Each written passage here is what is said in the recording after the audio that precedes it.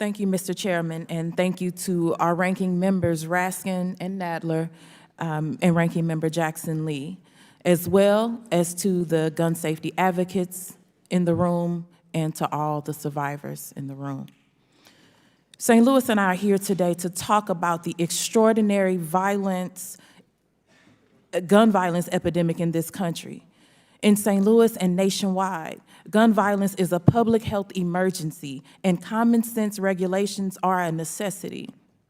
As a survivor of gun violence, I know firsthand the urgency of this issue. When I was in my early 20s, I found myself in a relationship with an abusive partner. He had guns.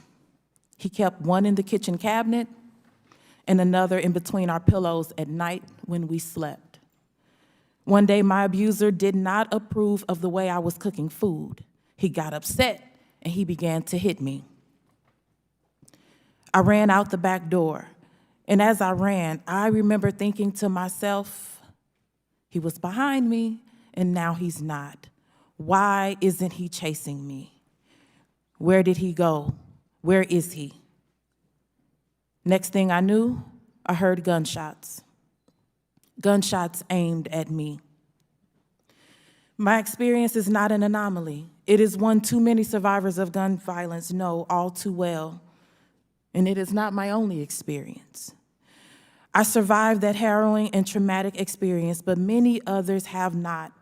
Just 5 months ago, a shooter opened fire on students and teachers at the Central Visual and Performing Arts High School in St. Louis, a predominantly Black school. 2 people were killed, 7 were injured, and the entire CVPA and Collegiate School of Medicine and Bioscience community was traumatized. Like so many shootings, this one could have been prevented. The shooter failed an FBI background check, and his own mother had concerns, but his gun was unable to be confiscated because Republican anti-gun safety lawmakers refused to enact a red flag law in Missouri. Gun violence is now the leading cause of death for children and teenagers in the United States, with Black children 8 times more likely, eight times more likely to die from firearms than white children. 2/3 of intimate partner homicides in the United States are committed with a gun, and 80% of intimate partner firearm homicide victims are women. Nearly 80% of homicides are committed with a firearm, and this year, we have already had more than 100 mass shootings. It's only March. The cause of these statistics is obvious. This country has more guns than people. There are approximately 400 million privately owned firearms in the United States, which has a population of 332 million.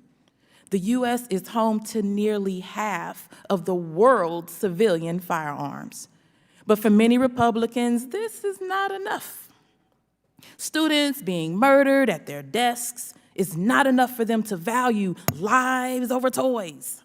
Republicans want the U.S. to have an even higher share of the world's gun supply. They don't want common sense regulations on gun ownership. Their perverted view of the Second Amendment compels them to argue against reasonable restrictions. We're asking for reasonable restrictions.